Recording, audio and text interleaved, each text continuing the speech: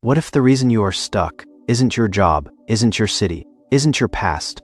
What if the reason you haven't moved forward in years is something you say to yourself every single morning before you even get out of bed?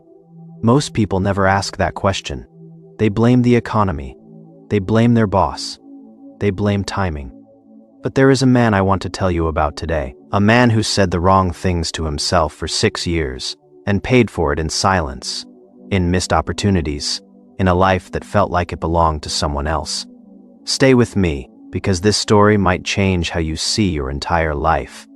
His name was Ethan, 31 years old, Manchester, England. He worked in project management for a mid-size logistics firm. Good salary, stable job, decent apartment.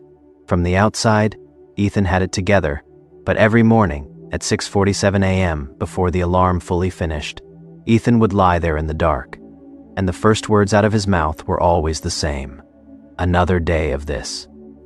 Not out loud necessarily, but in his head, loud and clear. I am already behind. Nothing I do matters. People like me don't get the big opportunities. He didn't know he was doing it. That was the terrifying part. Ethan had a colleague named Marcus. Same age, same entry, level start, same company. But Marcus had just been promoted. Twice. In 3 years. Ethan watched from across the office. He told himself it was luck. He told himself Marcus had better connections. He told himself the system was rigged. And every time he told himself those things, he believed them a little more. He was tired. Not physically, but spiritually. They won't listen anyway. He'd stopped applying for senior roles. I am not ready. He'd stopped telling his girlfriend about his ambitions. She'll just think I am delusional. 6 years of quietly, slowly, consistently, talking himself out of his own life. Research from the University of Michigan found the average person has between 12,000 and 60,000 thoughts per Dalton Y, and 80% of them are negative. 80%. Ethan wasn't broken. He wasn't unlucky. He was simply running a program, a script. One he hadn't written consciously, but one he repeated every single day. It was a Thursday evening in October. Ethan was on the phone with his older brother, Jamie. He was venting, like he often did, about being overlooked at work, about feeling invisible, and Jamie was quiet for a moment. Then he said something that didn't sound significant at first. He said, "Ethan, if I recorded everything you said about yourself for 1 week and played it back to you, do you think you'd hire that person?" Ethan laughed it off, changed the subject, but that night, he couldn't sleep.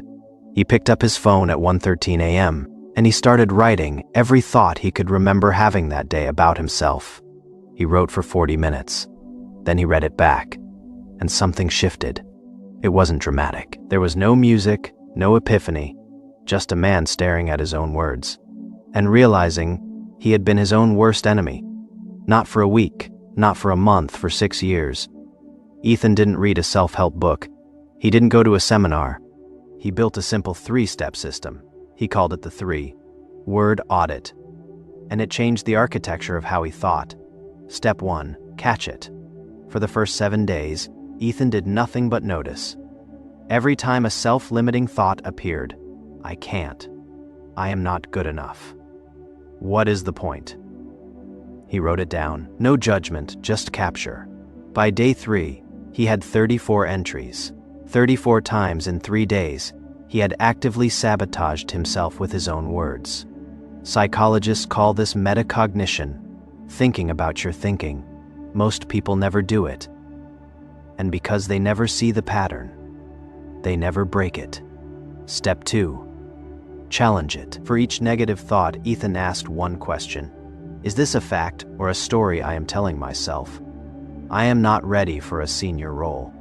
Fact or story? He pulled up the job description. He matched his experience point by point. He was ready for 7 out of 9 requirements. The thought was a story, not a fact. He did this every day for 2 weeks. And slowly, the stories start, because once you name a lie clearly, it stops feeling like the truth. Step 3, replace it with precision.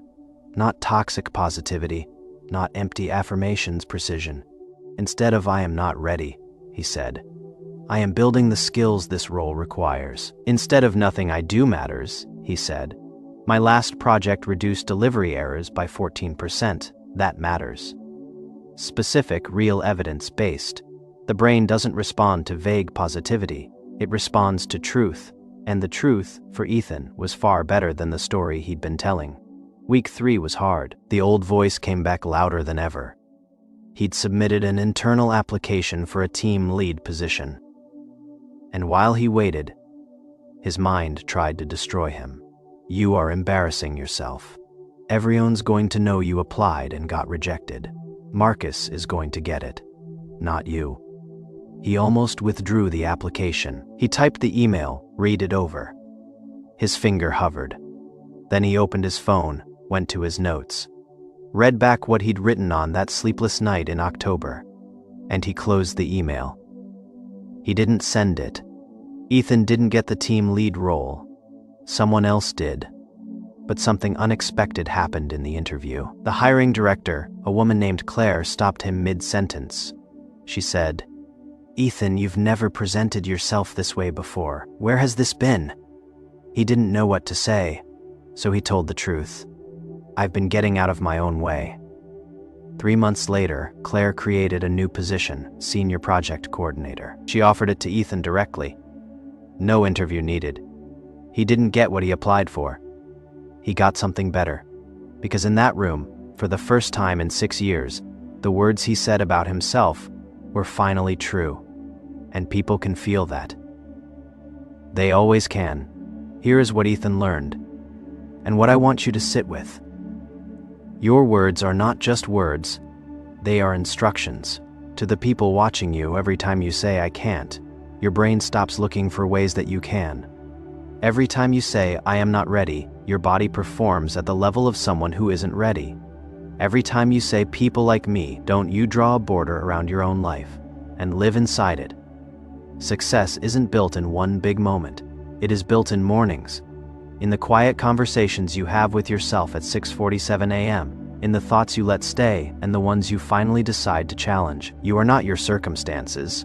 You are not your past. You are the story you keep choosing to tell. Change the story. Change everything. So here is what I want you to do. Not tomorrow. Right now. Step 1. For the next 7 days, write down every negative thought you have about yourself. Don't fight it yet. Just see it. Most of them won't survive that question. Step 3. Replace one thought today, just one, with something specific and true, not fake, not forced, true. Something you've actually done, something you've actually survived, because you have survived more than you give yourself credit for. And in the comments right now, I want you to write this. Because the moment you say it, you begin to believe it. And the moment you believe it, everything changes. You made it this far. That already says something about you. Don't close this tab and go back to the same thoughts. Take the first step. Catch it. Challenge it. Replace it. Your words created the world you are living in right now. They'll create the next one too. Make it worth living in.